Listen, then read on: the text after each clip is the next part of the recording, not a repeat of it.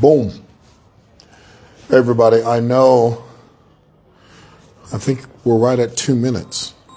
I tried to get it on time. Please jump on here real quick. Hello? I'm well, thank you. Good afternoon. Yes, sir. You requested? Posted what? Oh, I'm actually online right now. Yes, yeah.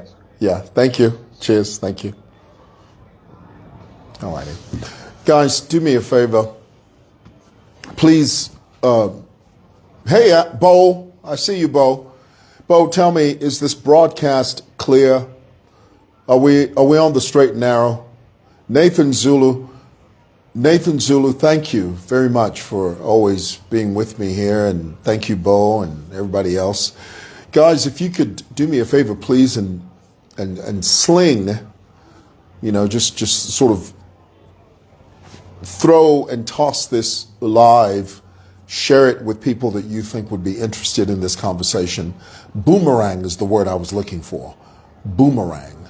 If you could boomerang this live to people that you think would be interested in this conversation, and let's see if we can get this show on the road. Lots to talk about, although I will not keep you long, because I think we're at a place now, we are at an inflection point as a country. We've been here before, okay? And this is the consoling quality of what we're going through now. The Word of God says that there's nothing new under the sun. What has been will be, and what will be has been.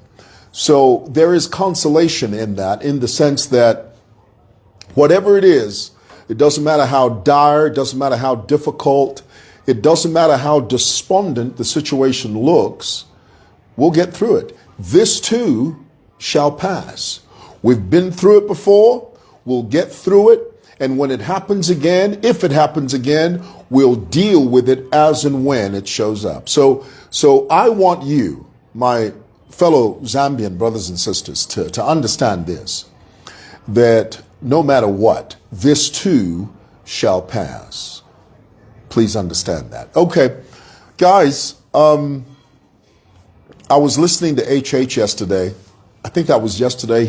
He had received the UCZ, and I'll be honest with you, my heart went out to the head of state, because at the core, and I think anyone that watches him and sees the way that he sort of deliberated through this process, I don't think there's a soul that would disagree that HH bent over backwards to sort of extend an olive branch and to ensure that EcL's body is brought back safely, brought back home where it belongs, so that the Zambian people can collectively mourn.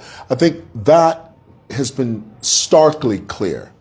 That has been abundantly clear, and nobody can argue with that. But what I noticed in the head of state's countenance and his visage was that I think he's sort of come to terms with the fact that he did everything he could. You know that old song? After you've done all, stand.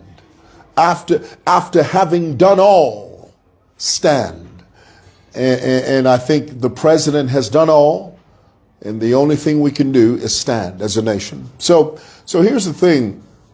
Aside from that, I noticed that he said something that we don't often think about, and he's not given enough credit for, and it's this. He said, do you know that EcL is the first former head of state that passed away with his immunity intact? Remember, there were calls for his immunity to be lifted, and there was pressure from everywhere, prodding and pushing the head of state to lift EcL's immunity.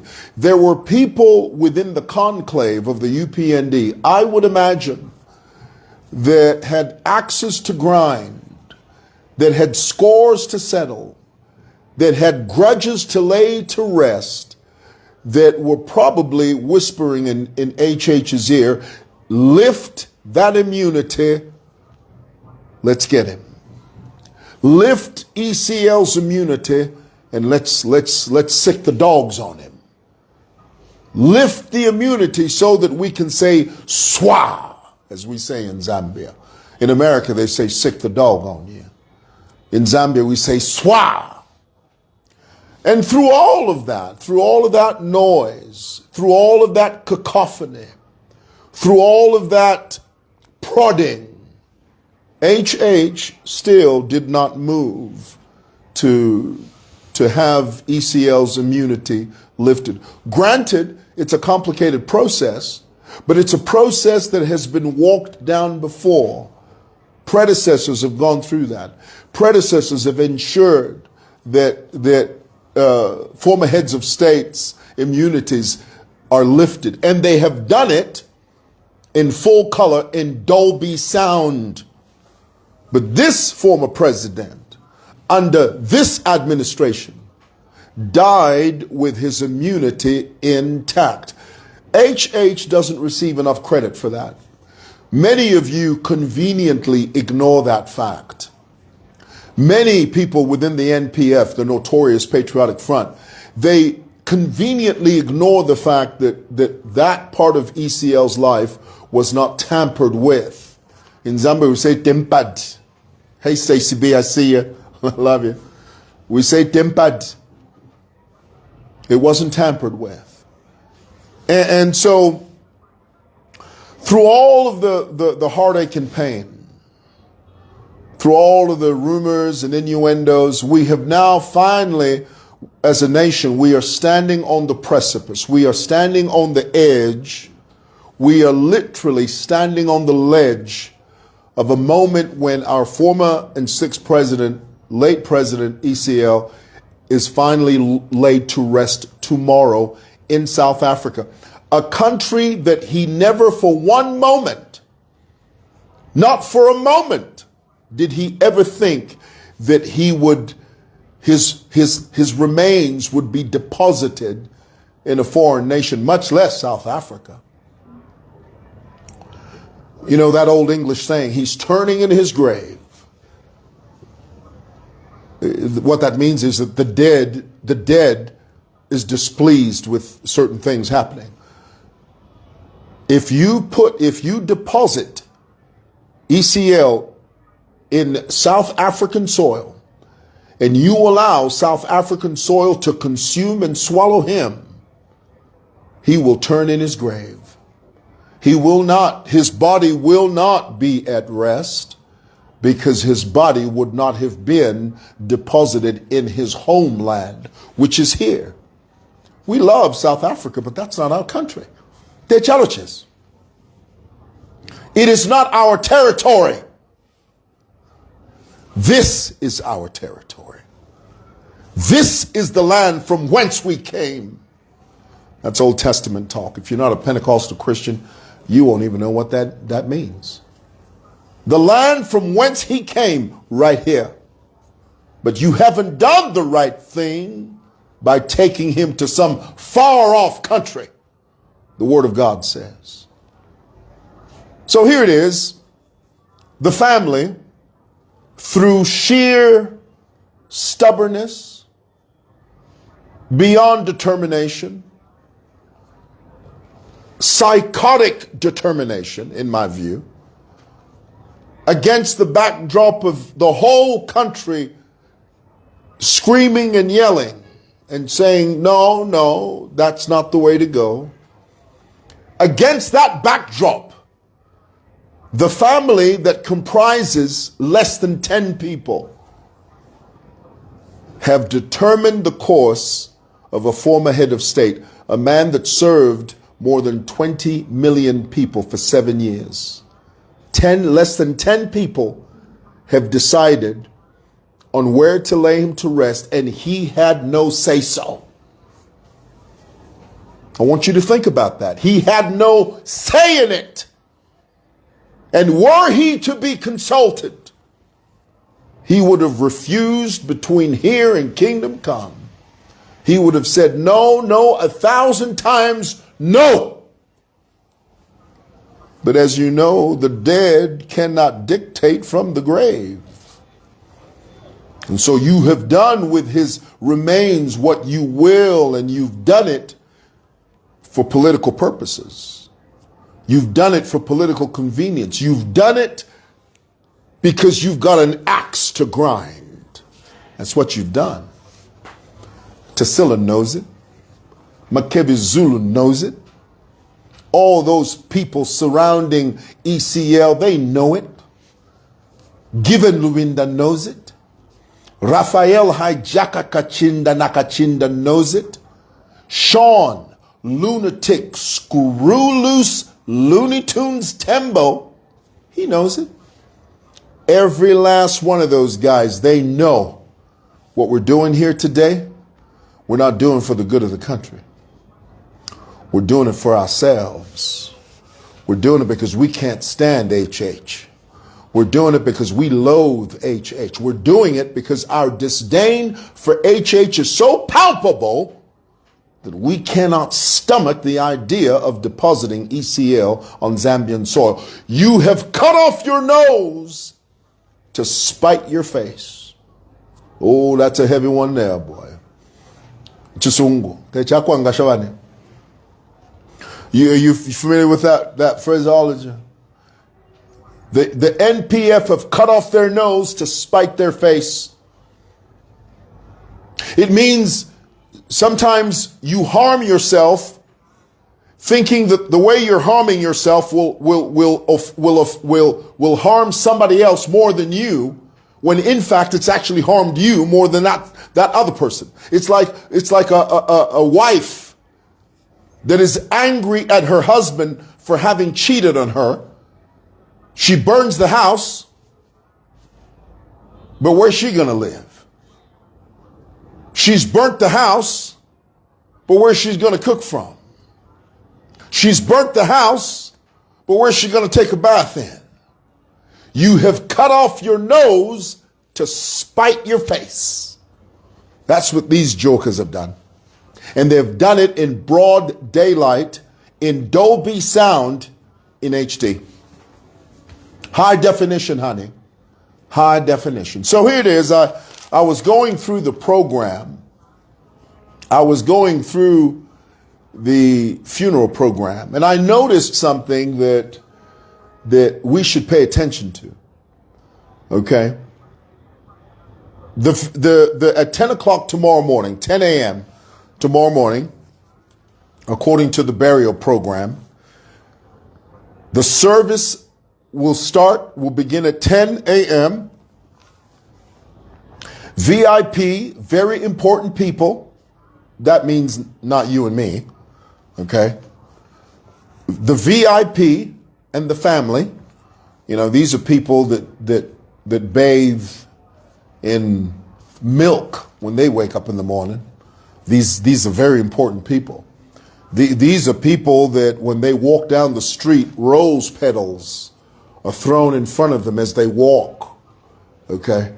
These very important people are the people that bathe in syrup, and they have these beautiful handmaids that submerge themselves and clean them thoroughly. These very important people, this means not you and I. Okay? These are people that float on air when they wake up in the morning.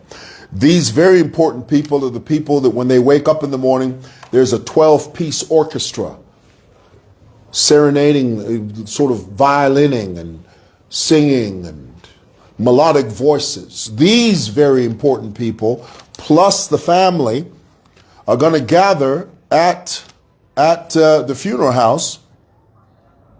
Sorry, not at the funeral house, at the service. And then later on down the program at 12:30, the Eucharist and final commendation will be heard. Eucharist simply means, what do you call that? Communion, Holy Communion. That's the Eucharist. And then farther down, or further down, not farther down, further down. You know the difference between farther and further? Can I just throw in a quick English lesson here? Further, spelled F-U-R, further, is figurative distance. Okay, for example, you can say, I don't want to discuss this any further. Farther, F-A-R, is literal distance. How much farther before we get to Simoson building? If you're walking down the road and you say, how much farther do we have to walk before we get to where we're going? I just thought I'd throw that in there. So further down the list, at 1:30 p.m., a private burial service. Private burial. You know what this means? It means only a select few will actually see where EcL will be laid to rest. Not to mention, there will be no body viewing according to this program. Because I know on social media, these NPF chaps, they're dumber than a box of hammers. One of them is going to come up on here and say, but how do you know that there won't be any body viewing? You are not there. You won't be there. It's on the program, you nitwits. Okay? It says it right there. It's right there, black and white. It says it. There is no body viewing. In my view, the reasons are obvious. The body at this time is in such a state that it would be wrong for us to expect a body viewing section and portion of the service. And that makes for sad reading, to be honest with you. It makes for sad reading because I think the family have done this to spite one person, but they have ended up hurting the whole country. There's a phrase for you. Let me say that again. The family, the Lungu family, have done what they're doing to spite one person, but in the process they have hurt the entire country. And in the Jewish faith, you know, the Jewish people, here in Zambia, traditionally, I think the very most we go is maybe 3-4 days, and that's a stretch. 4 days is a stretch for a funeral, 4 days. But we usually do it within 3 days. The person is buried. In the Jewish faith, they do it as quickly as possible, within 24 hours. Within 24 hours, the deceased has to be buried, has to be deposited. They go through a ritual where they clean the body thoroughly with warm water, they drain the body of the blood, and there's a whole Jewish ceremony that they do. And if you ask the Jewish people why they bury so quickly, they'll tell you it is a sign of respect for the dead. We deposit the body into the ground, or whichever way the Jewish people do it. We lay the body to rest as quickly as possible, typically within 24 hours. This thing that the Walungu's family have done was done in bad faith. They have kept a body unburied. We're now going into the 3rd week. And for what? For what? Because you don't like HH? For what? Because according to Makebi Zulu, when the body was supposed to arrive on the 18th of June, Wednesday, 18th of June, 2025, Makebi said, no, we're not going to bring the body there because of these 3 reasons. RDA is working on the road that leads to the official residence of EcL. We can't have a road company fixing the road because we're going to be driving to and fro. So you're going to disturb the flow of traffic. The government said, sure, we'll instruct RDA to down tools.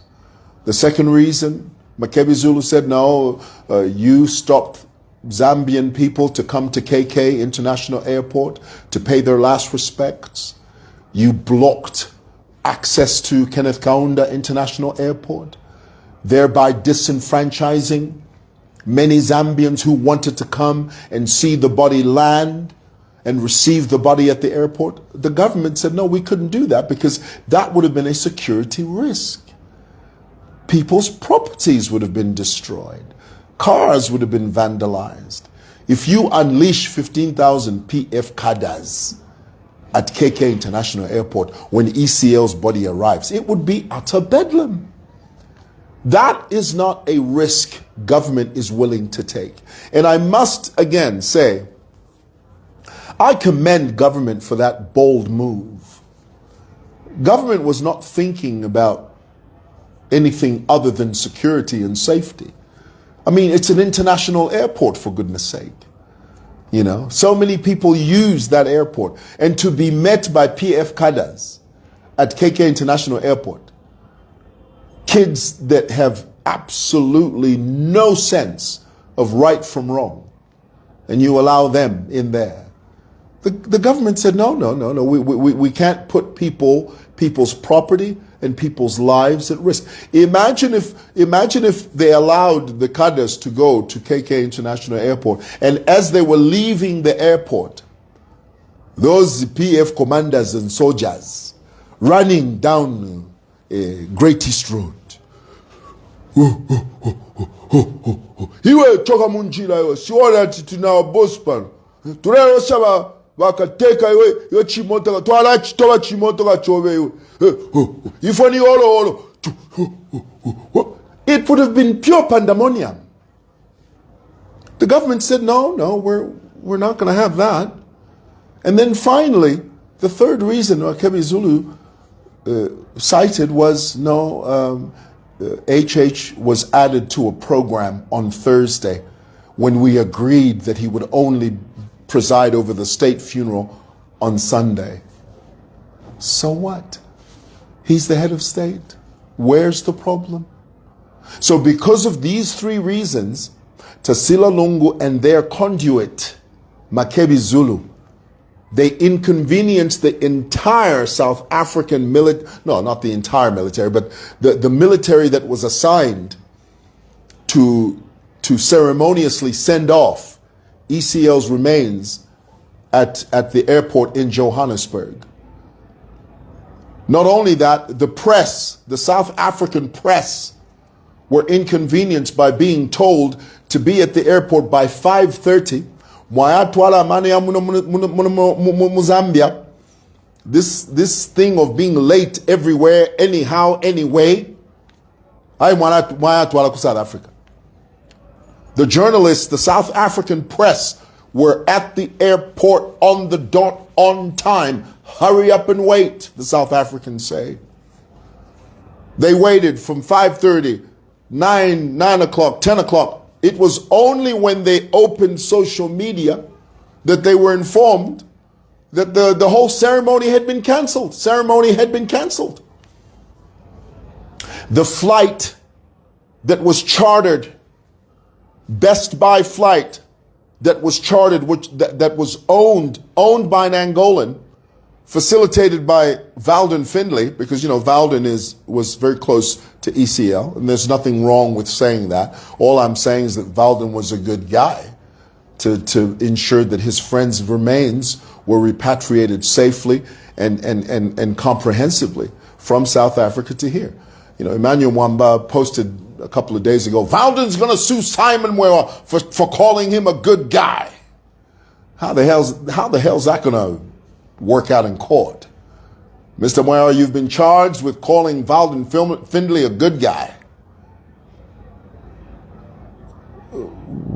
Where's the problem? Anyway, I don't want to get into that. So now here we are. Private ceremony at 1:30 tomorrow. No body viewing for obvious reasons. Private ceremony. We won't even know where he's buried. We won't. Which means any Zambian that goes to South Africa that wants to pay their respects outside of this ceremony, let's say 4 months from now, a year from now, I go to South Africa and I want to pay my last respects. I'm going to have to start asking people, hey, listen, where do they lay EcL? And then that's going to be a mission, and that's going to be a mystery. That's going to be a mission now. You have to start now asking people, and so where is it? Is it there? No, we heard it was. Why all of that? Why?